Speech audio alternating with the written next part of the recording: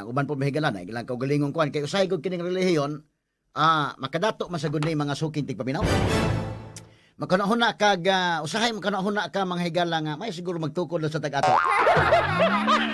Pero magtukod kag imong pundok o kulto ba kana unsa nga relihiyon, siguro ang di po ka maka-offend sa uban. Kay kini nahitabo kag hapon sa barili mga higala gipadakop gyud pare. Kining usa ka leader sa kulto kay nagsinggit-singgit naman po sa dito mahigala samtang nagmisa ang pare. Ila mang gisong ang simbahan mga higala sa Katoliko, unya nagsagit-sagit mga sukin tigpaminaw o gadi mao.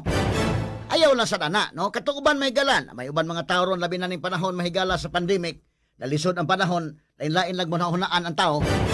Paghimo mo inyong kaugalingon, unya dunay mo tuon ninyo, bahala mo, pero ayaw mo paghimo og mga butang nga makapasakit pod sa uban. Just exercise your own belief. O doon na kay imong gituhan nga kaugalingong relihiyon, imong kaugalingong Ginoo, ala, why problema na? Kay niya man tas Pilipinas, niya man tay freedom of religion. Mao man ni nagkalahi nato dinhi mahigala kun sa maadto ka sa laing lugar ngadto sa mga Muslim countries. With all due respect sa mga igsoon mga Muslim, assalamualaikum wa rahmatullahi wa barakatuh sa mga kaigsoon na mga Muslim nga naminaw nato karon.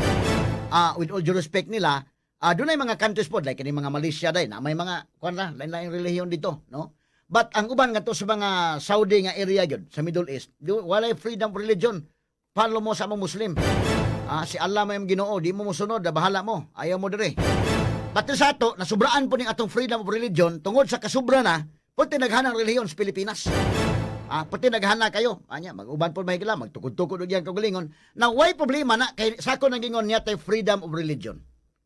Ang imong pag-tuo mga higala, bahala ka. That is absolute. Bisag kinsa imong gituuhan, that is absolute.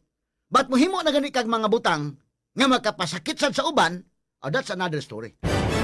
Mo ni nitabo kagahapon sa usa ka leaders kulto nga nisung sa may gala sa simbahan sa Katoliko, nagmisa ang pare, iyang gisinggit-singgitan, Kanya yang giina mga tayo magtuo na, nagsinggit-singgit kay demonyo na, mo na giingon may gala nga dili ko magabaan, di ko na sa magabaan kanang ta na inyong Kristong nagdupa, di na makatabang kay gilansa nga. Na inyon nga makagaba ra ba na? Di ko magabaan, di ko, na tuo mo gaba. Gidakop sa pulis, di, gabaan? Gabaan. At kini mga higala kung magtukod-tukod kag reliyon, labi na ning panahon na ron. Mura man kag kunahon na ba, kining pandemic no, daghang kag munahunaan.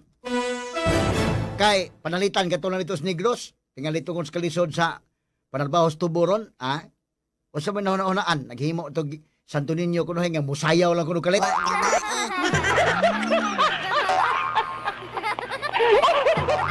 Musayaw lang kuno kalit nga Santo Niño, pastilan Ginoo ko.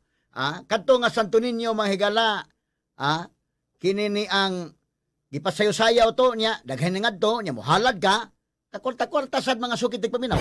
Daghang mo na huna ron, may buntag naman ni Shil Dacalos nga naminaw sa nga programa may na imo Shil kay panupi Shil niya, may man kamo tupi, di daghang patupi nimo, pero katong uban tingali nga krisis on, maghimog og galingon dahil Santo Niño to pasayawon me.